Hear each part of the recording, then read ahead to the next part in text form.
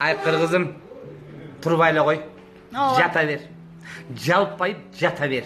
Жатпа, туй язып, туй. Кыргызым, алтыным, берекем.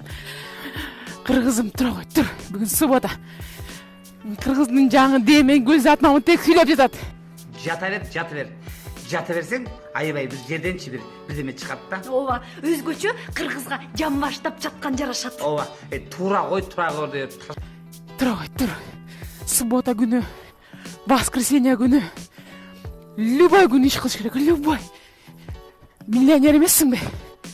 Миллионер боло элексиңби? Колуң көккө жете элекпи?